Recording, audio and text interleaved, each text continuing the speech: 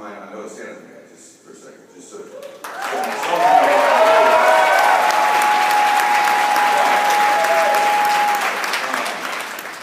They've known me like 41 of my 48 years, and they're like my second parents, but they also recruited me into the business. So you all be here if it wasn't for them. So.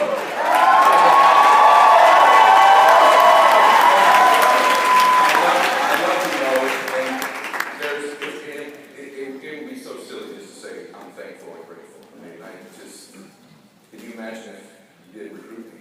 Can you imagine how different my life would be? So, and you know what? Some other people's lives too. So, thank you so much, and I love you. And so, thank you. And I figured out way better than I thought I was going to, because I don't see them as much as I want to anymore. So, I love them. I also want to thank Dan, Charlie, A over here to my left. It's nice to meet you from about 8 to 10 feet away. I'm sure we're going to have more conversations this week than just this one, but I'm so glad you're a part of Dan's life, and thank you for treating him so great. He's the best version of himself with you. And so I'm so grateful that you do that for him and for all of us. So thank you. Charlie A is, I just put out this video, it's funny, I was getting ready, and there's the National Cherry Pit Spitting Contest on ESPN right now. I'm not bullshitting you either. It's a legit thing that's on there right now. And I said, this dude is like the LeBron James of cherry pit spitting. And it's this redneck dude with a goatee and a helmet on, his tube socks pulled up, American flag shorts.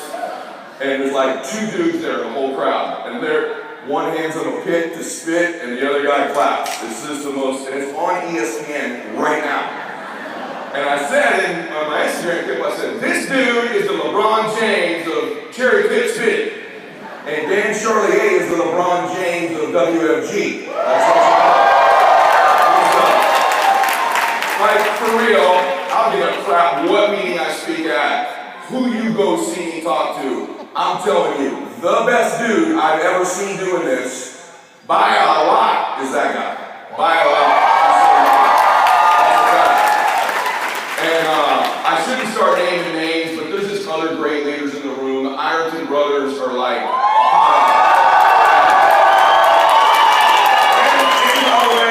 and their team. And if I start naming everybody on their team, it'll be silly, but I'll just tell you straight up, they're like prodigies.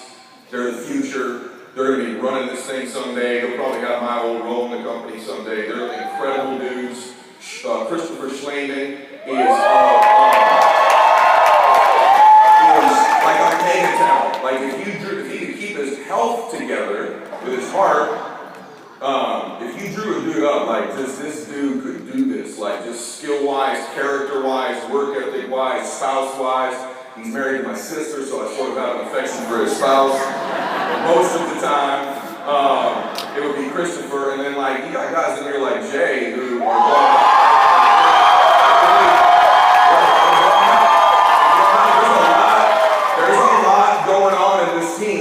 about 20% of it. There's just a lot going on here. And so I want to talk about the convention with you just for a minute. First thing I should probably tell you is what I've been up to, because it's kind of a secret, and I should just tell you guys, but I'm your upline again. So you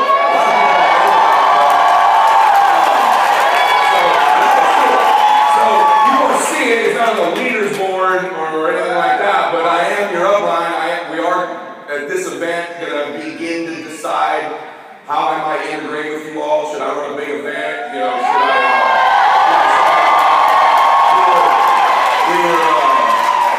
That'd be a hell of a BPM. But honestly, the problem we would have is there aren't arenas big enough, man. There's not an arena big enough if we ran a BPM in Southern California and I invited people there.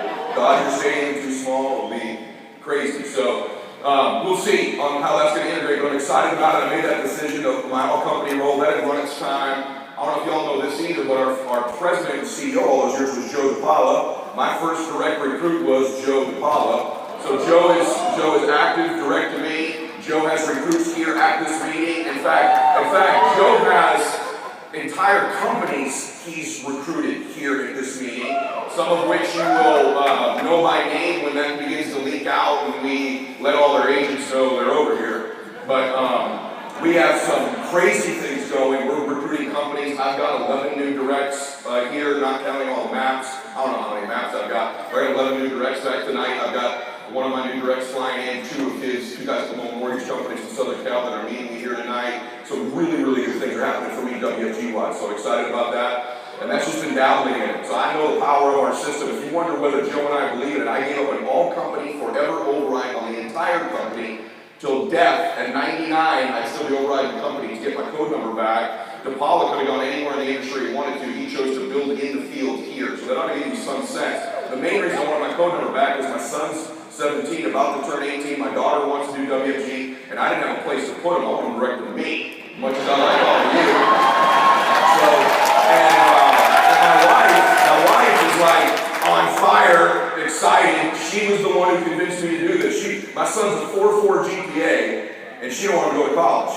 And that's legit, I'm not exaggerating. She wants to get right into WFG and start at 18. We'll see how I feel about that at the time, because he's a 4.4 GPA, but I'm not getting into that topic. The other thing that's cool, I don't know if y'all read this, but I signed with an agency called SMAC in my non-WFG life. That's a very high-profile agency. Michael Strahan for Good Morning America is co-owner of that agency. I signed with them. I'm in a very boutique agency to be good for WFG's branding. My stablemates are people like Snoop Dogg or Wiz Khalifa, and then me. It's sort of a very weird collection of people. But one of the other people is Michael Strahan. He's the host of Good Morning America. You can probably read between the lines of what's forthcoming with that. I can't announce anything, but there's going to be some big time things happening in the mainstream media with me going forward that are just going to be bigger and better for us. It'll be very difficult for people to tell you WFG doesn't work if I'm the business strategist for Good Morning America, right? So we got all kinds of literally incredible things. WFG, our company, where we're going, me and you in this hierarchy, completely different stratosphere. Completely different stratosphere. So one thing I want to make sure you know about, because I just want to share all that with you. There's a whole bunch more, but I love our opportunity right now. I love the timing of the market. I love where we're at. I love the fact that we're still not as well known as we could be. I'm just real excited about things. In fact, there's so many things running through my mind right now of what I want to do and how I want to execute. It's just a matter for me right now of having enough hours in my life to execute in all the areas that I've never worked like this. The last 2 years is just psycho.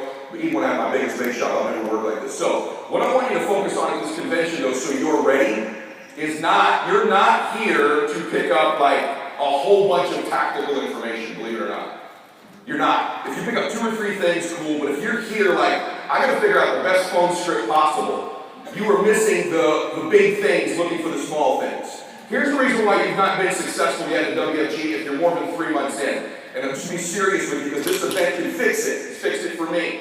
You don't really believe it enough yet.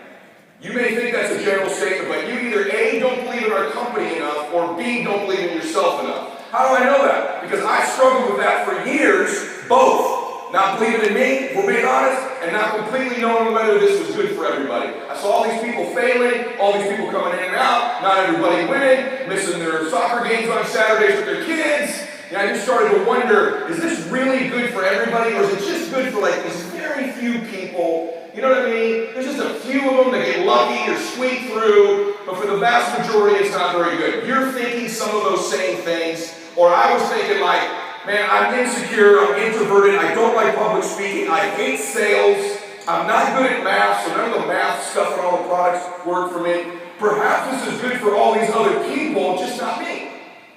Right? And it just was a governor on everything I did. It was a blind spot, so I didn't take massive action. Like, if I knew this cured cancer, and I knew I could cure cancer, I'd freaking tell everybody. So there's a correlation between your lack of belief and your lack of action. Do you agree with that? Yes, right? Like, that's what's wrong with you. Okay? It's not that you're not equipped, it's not that you're not talented, it's not that your husband's not supportive. That's all crap. It's none of that. It's not that you're not a good leader. It's none of that. It's your belief. Take it from someone who's been here, I don't know, almost 30 years. I'm positive of that. I'm not like pretty sure, I'm positive. In fact, for Charlie A to go to the next level, for Mylett to go to the next level, it is never going to be a matter of my ability to execute. It's going to be a matter of my ability to believe it and see it as possible. I gave up a 8-figure override on this company because I got myself believed and convinced I could build a hierarchy of several million people worldwide, which I can. So I got that belief, now I just have to execute. But it's never an issue of execution for me, and it's not for you either. You think it is, that's your cop-out. Your cop-out is, I'm missing something. If I just knew this, if they just told me that, if I just had this secret, or the other cop-out is, these are really special people. That Mylett, he's just different, man, he's fire. That guy's intense. Yeah, I'm intense now. I was scared when I was in your seat. Right? So it's easy to go, they're just incredible, these leaders of ours. No, we're not. I'm insecure, right? Shy, introverted to this day. You know where I've been most of the day? In my room, when I didn't have meetings. You want to know why? Because if I go downstairs, I'm in the public, and I'm not comfortable in that environment. Plus my cameraman and security aren't here with me till tomorrow, so I'm really not going to matter. Right? So the point is, we're not different than you. We believed it more than you, and we got to the point where we believed in ourselves more than you. So that belief causes a lack of effort, which dulls your commitment. So I want to address these things with you. What you're looking for here is a deeper level of belief in both yourself and or the company. This is what you're trying to find. So things like being wowed by a speaker, if it gives you more belief, great. But you know who the best speaker for you will be? The one who sucks. The one who's no good. And you go, you're going to be shitting me. That dude's doing it? Those are the best speakers for me. I mean, I know I'm better than that guy. You know what I'm saying? Seriously. Everywhere I find belief. Then a guy like Charlie A got up and I went, wow, he could do anything in the world he wanted to do. He chose WFT. He moves me. So I'm getting leverage all the time. During the gala night, when all the morons leave early because they're not getting called up on stage, you're studying people.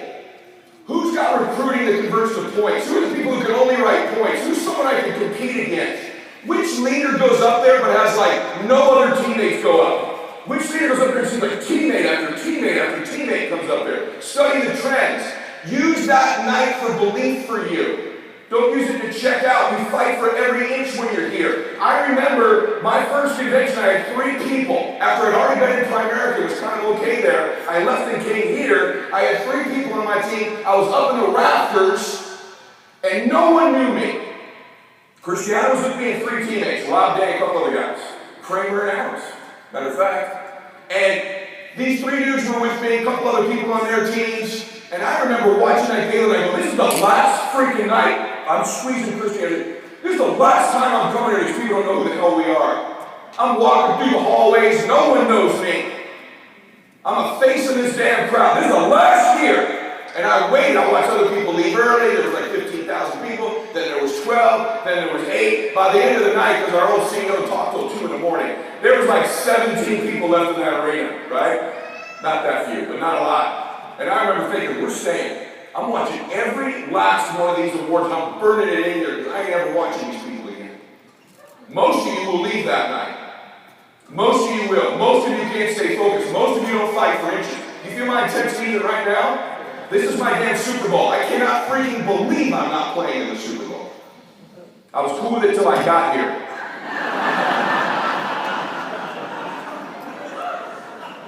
The hell do you not have me speak for?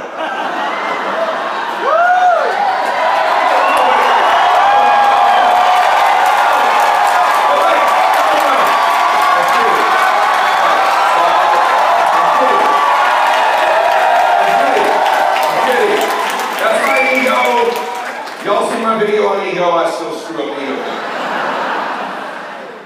But I did make like $3 million last year getting paid to speak to other companies. You think the one I speak for free, I ought to use it, you dumbasses.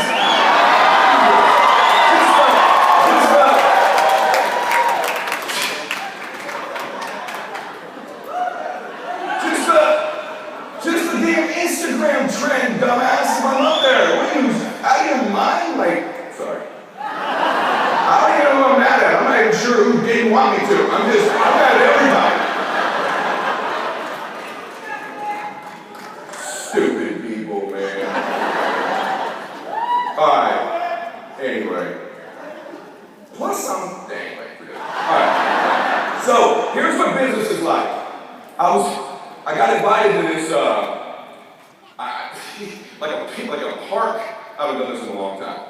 I went to a park party. So a friend of mine in Idaho, it was his 7-year-old's birthday party, and he's like, I'm hoping it's some extravaganza with some good wine, you know, on the boat, I'm getting kind of foofy. Like, it's actually at the county park where we have like hot dogs and tacos and piñatas. I'm like, all right, we'll go. So we go, and they get to the piñata part of the party. Y'all know what a piñata thing is, right? And they take these little dudes and spin them, and then they start swinging. The piñata's over here. Just swinging and missing, right? And they're like, hold on, and then someone takes you and directs you, and you just swing and nothing comes out, you swing, that's business. I'm watching, I'm like, oh, that's WFG. When you start, we take you and we start spinning your ass around. You don't get a license, you don't know about the prize. Your friends hate your guts, everybody's canceling on you. You can't pass the damn exam, dude joins and quits, your girlfriend's talking shit about you now, right? Like, all this stuff starts happening, and you just swing, you don't have any damn clue. Completely blindfolded, am I right? Yes or no? He's like, oh! And finally, if you stay long enough, we grab him and go, hey, no, it's over here. And he's still like, ah! Right? And then you're hitting it. No damn candy's coming out. No money. You're just hitting it. You're like, forget it. You're done. We'll grab one of your teammates. And then your teammates swing and miss it, right? But then eventually they hit it. And they can't get any money or candy. You take them out. Take another teammate. Spin their ass around. Then, boom, boom. Eventually, the compound pounding about the 5th or 6th teammate goes bang, boom, candy everywhere. Everybody jumps on the candy. Most of you will quit before the candy comes out of the WFG piñata. Dead truth. It's exactly what our business is. It probably will be you that does the big hit. It's going to be someone you recruited, to someone you recruited, to someone you recruited, to someone you recruited, and that compound pound. The whole time you're swinging and missing, you think you're not making progress. The whole time you're hitting that piñata and no candy's coming out, you think you're making no progress. But inside that stupid piñata, it's getting looser and looser, man. It's ready to pop, but it don't look like it. And everyone's tired, and everyone's spinning, and most people quit before all the candy comes out. That's a fact, and you probably will. Here's why. Most people, even your family, measure WFG not like entrepreneurs because they're not successful entrepreneurs. I coach, when I leave here, I gotta go back to my hotel. It's the reason I was here early.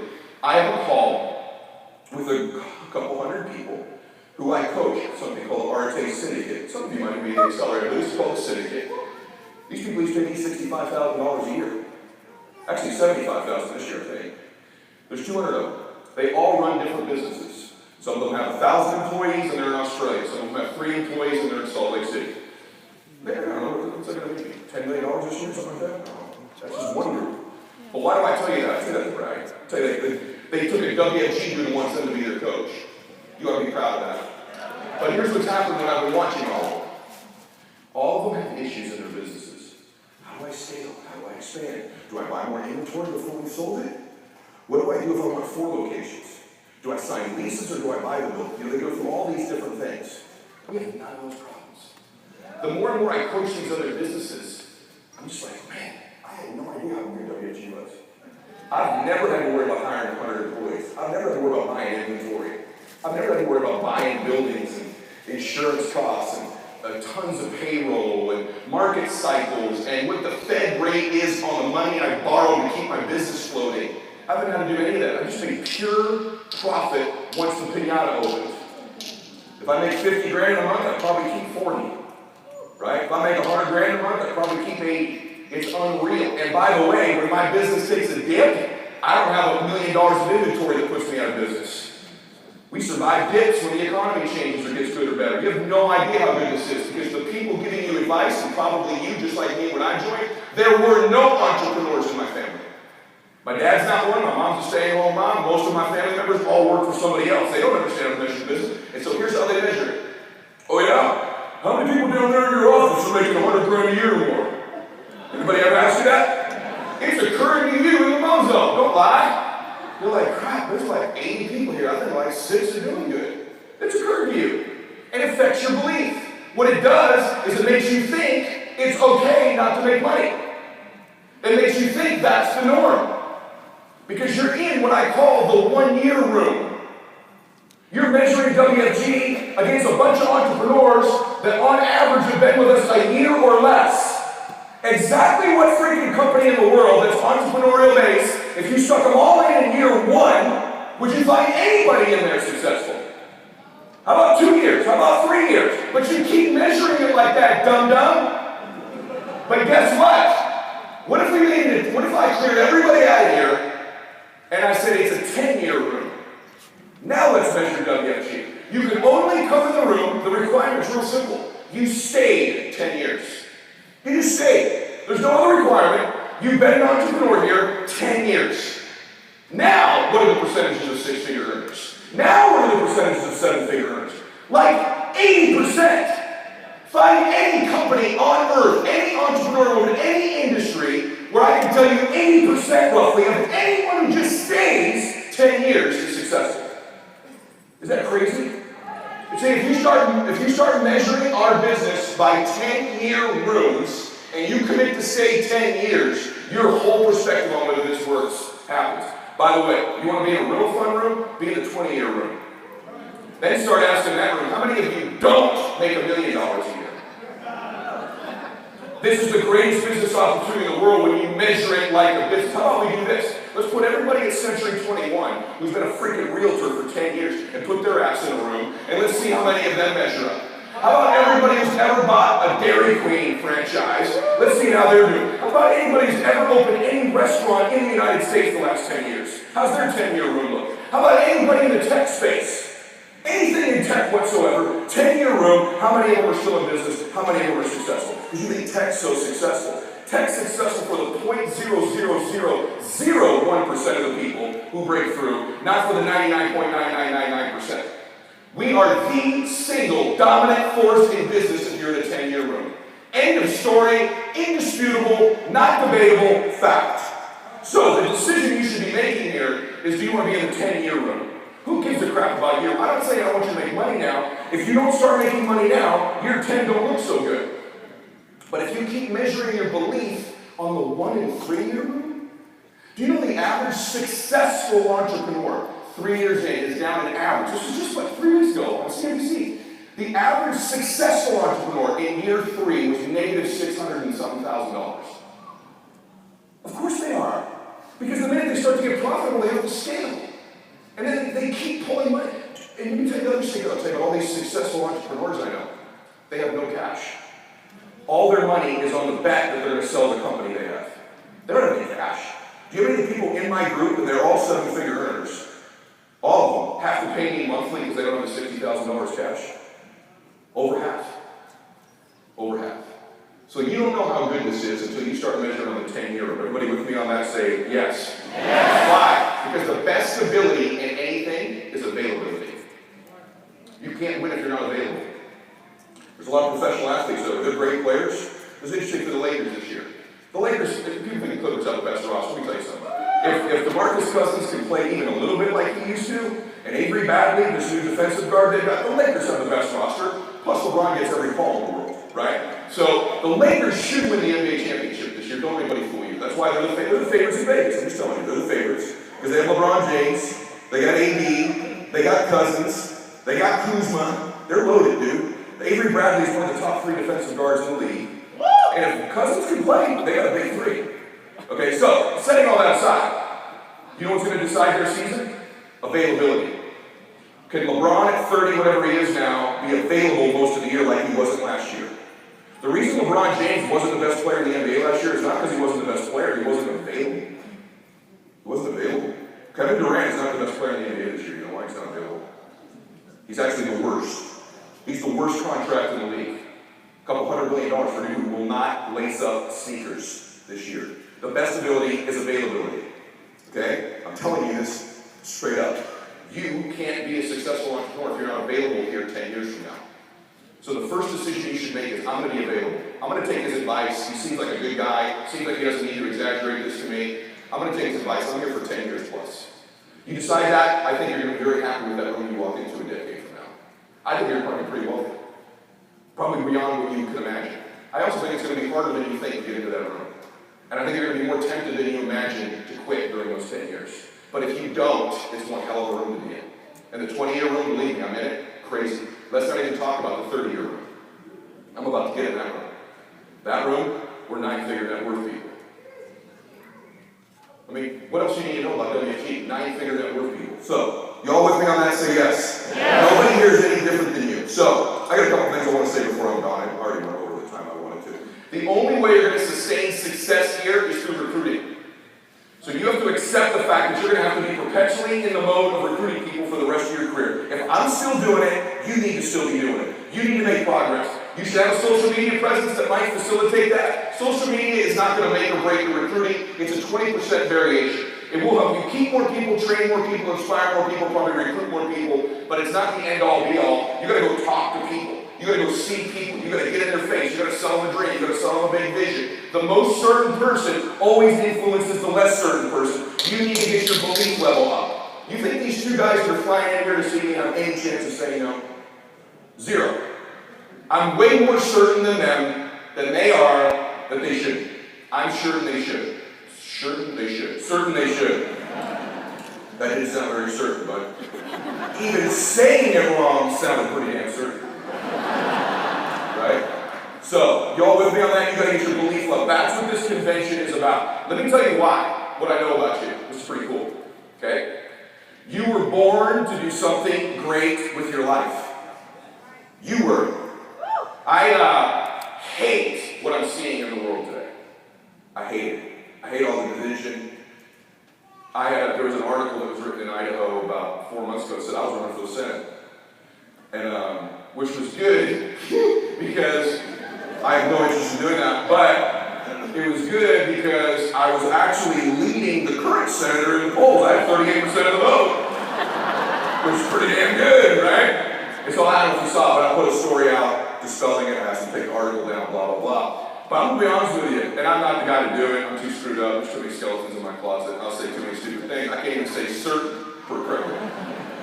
But I can be honest with you, man, I'm starting to not rule that out. Like, we have to get some good people leading this country. And you get to choose between, and here's the unfortunate thing. And don't take this personally, because when you talk politics, you just alienate everybody in the room. If you pick one side, alienate the other half, the other side, I'll just alienate both halves. You gotta pick between completely crazy people who want to give health insurance to people who cross our border illegally and free college to everybody in the world. They're just completely out of their minds. When someone tells you Medicare for all, just say, that sounds pretty good, doesn't it? What they fail to tell you is people that collect Medicare paid into it for 40 years. You start giving that shit to everybody who's never paid in? How the hell does that exactly work? Duh, hello, but people are so mindless. I don't care if I piss you off if you're a Democrat. You're out of your damn mind if you go for these things. You're out of your damn mind. I mean, actually, you're stupid. You don't understand business or math. And if you're an entrepreneur and you go for these wing nuts, you're in big trouble. Because they hate entrepreneurs. They hate success. They want to tax you into complete oblivion. They believe life should be scored on a curve. I tell this to my kids. They don't know which way to vote. I'm like, you can vote however you want. I just know you guys really study hard for your tests. I get all that. And so when you get an A and the other kid gets a D, are you cool with the teacher giving everybody a C? Because that's what you'd be voting for. Okay? So, throw that crap out. And then the other guy, and I don't mean to offend all the Republicans, I'm embarrassed, man. I'm embarrassed. I'm just embarrassed. I'm leading to a point for WFG. I'm embarrassed. Okay? People are starting to get killed by the way this guy talks. Okay? People start to hurt each other. Okay? And it's horrific. And it's horrific. And to get through politics now, you have to be a wing nut on both sides. You have to be a complete, gun-holding, crazy, almost racially biased, conservative person to get through, or you have to be a complete socialist wacko to get through on the other side. And so I'm just wondering, like, where's a sane person in our country going to run down the middle a little bit, right? Like, you know what's not fair about grading on the curve? You know what the Democrats are right? Some people do start behind in life. Some people don't get to go to good schools. Some people were brought here in a really horrible way and should have some calibration for that. There's something that should be calibrated for that. There's something that should be said for that. There's something to be said for all of the millions of people who have come to this country working their asses off, that have immigrated here legally or illegally, that have done an incredible job. And we all know the vast majority of these people do not rape and kill people. They care for our children. They cook our food. They pick our crops. They do incredible work here, and our country wouldn't exist without them. There's got to be so much things. Why do I tell you all this, right? Why do I tell you all this? I've lost the whole room. I always do this again. Why do I tell you all this? Because I'm proud of WFG's leaders. You know who would change the country? Put a camera in here. I just want you to think about this week and when you have pride about what we do here. We give everybody an opportunity.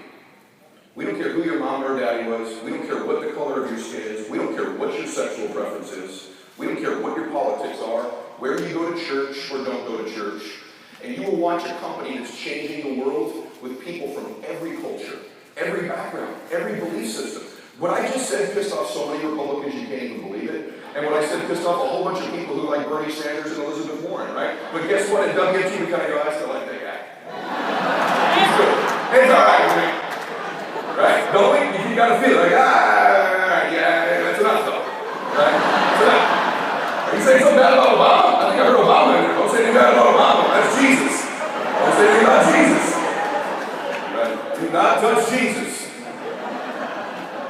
So, you know what I'm saying, right? We get along. When you're watching this week, watch all these young people walk across the stage winning. Watch all these black folks walking across the stage. Watch all these Latinos, Asians, Filipinos, Africans, Haitians, Samoans, whatever, man. Russians, white dudes from Diamond Bar.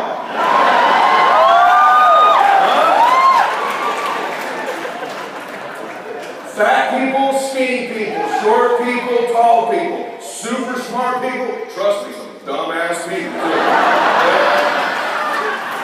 Everybody can win here. And what we do that makes it work is we have to work together. And so if you started to watch that the country said, for the next 3 days, I'm going to watch this WFG thing on DirecTV and turn CNN and Fox off.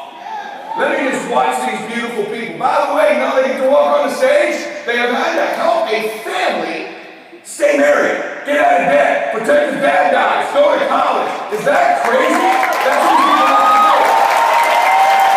And we do it together.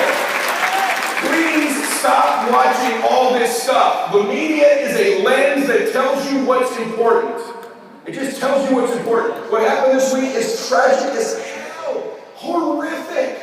Terrible. Do you know how many kids were murdered in LA this weekend? That ain't on TV because it don't make for ratings. You know how many people died of cancer and they can't get health care? You know how many people got shot in Chicago this weekend? You know how many people are depressed because they're not living their dream in this country? You know how many people's marriages are on the rocks because he's not living up to what he promised her when they were dating? You know how many people want hope and opportunity and blessing and someone to believe in them and coach them and love them and help them across the finish line? People in life are swinging at the pinata completely blind. And the more they keep missing, the more they're going to blame other people for it. And both of these parties tell you, you know why you're missing the pinata? It's those people. And the other party goes, no, it's those people. It's not, it's you. And we can help you. And this is the most beautiful business movement in the world with the best people on earth. WFG is the greatest opportunity in the world because of what we do for families. We give everybody a damn shot. You're at that gala night, have some pride with what you see. Look across that arena, man, think, I'm proud of this place. This is what our country should look like. This is how they ought to treat each other. We lift each other up. We believe in each other. We coach one another. Watch all the hugs Thursday night for the people that win the awards. Watch how the pride of the team is. Watch the hope. This dude for a long time was one of the only black men in WFG winning, and I would watch with pride as the African-American folks in our company would see Dan up there and say, man, I could do this. There's a guy that looks like me out there, right? I'd watch it. And I'd watch how they look at him. I'm getting chills. I watched when Guillermo used to get up there. There was a time where Guillermo was like the Latino guy in WFG. Now there's hundreds of thousands or whatever, right? But I remember when he'd get up there and the pride that people had, that he was winning. I remember when I was young, I was one of the few young people, right? Kind of back in the day, believe it or not, like a cool guy. And I remember all the young people going, oh my God, you got a little swag and winning WFG. Like, young people could win here. It's not all old Mormon guys, right? Like, it's starting to change. And that's not a bad thing either. That's a great thing. I'm just being real with you. Like, there's trailblazers in this company. We promoted one of our first LGBTQ CEOs of the company. Like, there's trailblazing happening. There's awesome things happening in WFG. That didn't get a very big round of applause, but I'm proud of it. I'm proud of all of it. And at the end of the day, let me tell you what's alive here. American dream's alive here. The actual American dream. You could live on your terms. You want to stay at home when you're a mother, you can do that and work WFG part-time.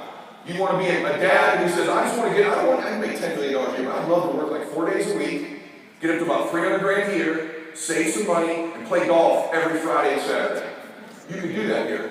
You can say, you know what, I don't even want to work into my 50s. I'm 20, I'm going to make a bunch of money, stick away about 30 million bucks, live off that interest, I'll travel the world the rest of my life. Awesome, you can do that here. You say, I don't really care about money, but I want to help thousands and thousands of people, or I want to help single moms, or I want to help women, or I want to help abused people, I want to help children. You can do that here. I'll give you an indirect crazy thing you can do with WFG, don't get out of here. Right now, there's an NHL hockey player who's been on my show, and his wife, well, it's Jules, do you know Julianne Huff? Okay, they're my neighbor up in Idaho, and Jules and Brooks are really good friends of mine. They say how when you succeed, there's ripples you'll just not even conceive of. Okay? And I'll just tell you what a good dude he is. So usually when they're there, I'm not. Just how it works out. So I'm gone this week, and Brooks last year asked me the same thing. He goes, hey man, can I use your wakeboard boat? I go, yeah, bro, take my boat. Right? So he just comes over, takes my boat, and beats the hell out of it for a week. Doesn't put gas in it, and leaves battery on. But he used my boat last year, and he got back, and he knows me real well. Right? And he goes, how can I reward a dude who has everything? Which I don't have everything, but you know what I mean. And I go, you don't need to do anything. He goes, well, I just want you to know I made a $30,000 donation to McKinley Home for Boys. Right? So, and he's going to do that again this week. He's that kind of a guy. But my point is that your progress and success will help the things you're most passionate about, even in indirect ways. When you make your dreams come true, listen to me. I'm so blessed to be able to tell you this on the other side of it. When you actually break through and make all your dreams come true, there's these literally thousands of ripple little things that happen in your life that aren't just directly what you do, that are as a result of what you did to get through your dream, that just makes this massive multiplication of effort in the world, of difference in the world. What I'm telling you is, I know you've heard me say this, but as good as you think it'll be to make whatever your dream is come true, it's a million times better to know the difference in the world. For boys at McKinley right now that are there to know that I used to be there. And when I go there and speak, they're just like, wow, I tell the stories of my other boys. It's awesome, the difference you can do in the world, the difference your example can make, how you'll change your own family forever. Your own family will never be the same. Remember this. Every single person who's successful that you see once came from a family that wasn't. And I've said this before, until the one shows up. Until the one. In my family, I'm the one. My family was just a family, but you wouldn't know. Great family, good people, we get together, we love each other, we care for one another. We truly do. We're a good family. We got our flaws, we got our stuff, but we're a good family. But it never left our family. And our family never left a mark. We weren't one of those families. And probably you don't come from one of those, do you? You probably come from hopefully a good family, but it's not a breakthrough family. When you see these breakthrough families, you see these wealthy people, you see the difference they've made, remember this. They weren't always that way until the one showed up. You got to be the one in your family. Charlie's the one in his family. Jay's the one in his family. Shane will be the two in his family. He's the one in his family. You got to be the one in your family, man. Hey, I'm not speaking the rest of this meeting. I don't know what these people are going to say to you. I know what I'm telling you need to hear. You need to be the one. And yeah, quiet, shy, introverted you, who no one knows, you got 3 people here, you are the one. You are the one if you'll stay in the 10-year. You are the one who can change your family. And as good as you think it'll be to do it, it's a million times better. And as hard as you think it's going to be to do it, it's 1,000 times harder. It's harder, mentally, physically, emotionally, it's exhausting. It's difficult. People let you down.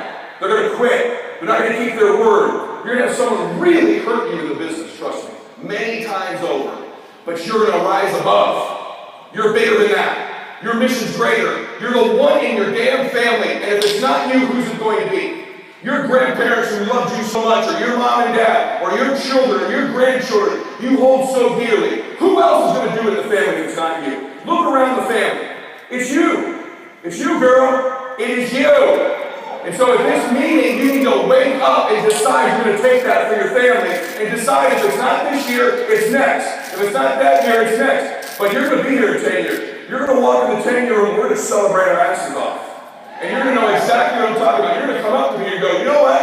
I remember when you told me that. I decided in really difficult times, when I should have quit, I did, because I wanted to just see what that 10-year room looks like. You might even be in year 9 right now. Some of you might even be in year 11. You're like, I'm in the room and it's not what it was cracked up to be. Not yet. Do you know how many people you beat by still being here? Do you give yourself any credit for that? Do you give yourself any credit for those who have been here a little while? How amazing you are that you keep walking in that office and trying. You probably haven't walked in there a few times, but you keep trying. You keep getting after it. You make another call. You do one more recruiting interview and you're like, everyone else let me down. And you know what? Eventually one won't, if you believe it won't. Eventually one won't. Eventually the one will walk in. Eventually the one is going to walk into your office. And they're going to change your life. Charlie Abe walked in. I walked into him on the military base. And I knew, I'm telling you, I'll tell you this. I knew he greeted me at my truck. Remember my little truck there that was dropped? I opened the door. He was in full fatigues. I'm telling you guys, I've been in the business already for, I don't know, 6 or 7 years. And I knew there was nobody. And I'm telling you, I shook his hand.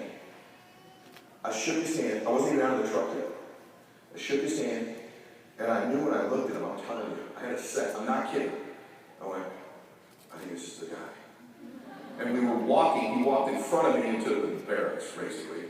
He walked in front of me, and I remember, swear to you, I remember saying to myself, Lord, please let this be the one. Because I was tired.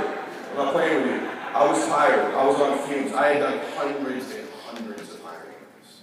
Hundreds. A lot of people sounded good. A lot of people said things. Then we walked in the barracks, and some of his guys were there, and I watched how they responded to him.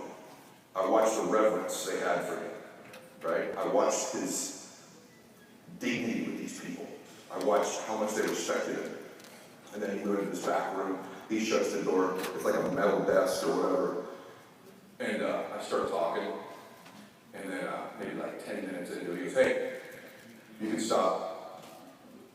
This is what happened. He'll tell you. He goes, you can stop. He goes, whatever it is you're doing, I'm doing it with you. Let's just do this. Just tell me. Just tell me what we need to be doing. Is that true? And he was the first person that did every single thing I told him to do, except more. And I think what happened in that moment was I was looking for him and he was looking for me. And I think we both knew I knew right away, he knew about 10 minutes in, I got chills all over my legs, man.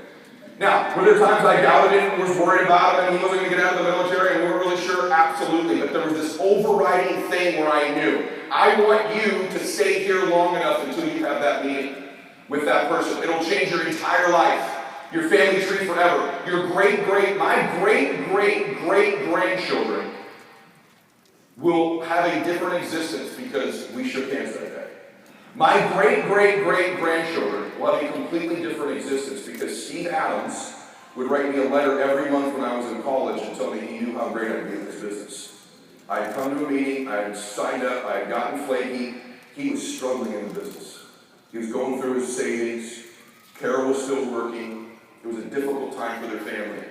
And he would sit down every month and write me a handwritten letter. Hey, Ed, great things are happening. I just want to remind you, I know you were born to do this. You're going to do something great when school's over. We're sitting here waiting for you. The next month, taking finals or going on a road trip for baseball, and I'd get my little letter with this letterhead with Steve Adams on it. I'd open it up, and he'd have this marker. Hey, Ed, we had a big October. And they didn't. Right? We had a big October. Things are really going great. I just want to remind you, you were born to do this. You're going to do something great with your life, Ed. I just know it. And I get these letters. If he didn't do that, where would my life be? What would my grandchildren's life be like? My great-grandchildren's. You hold the lives of these precious people in your hands. Whether you keep following up, you keep believing in them, you keep sticking around to get into that 10-year room, That's what I want you to get out of this convention today, is you will have this conversation someday with somebody where you change their entire family tree forever, and they will have changed yours. That's the beauty of WFG. All right, I went too long. God bless you. Have a great day.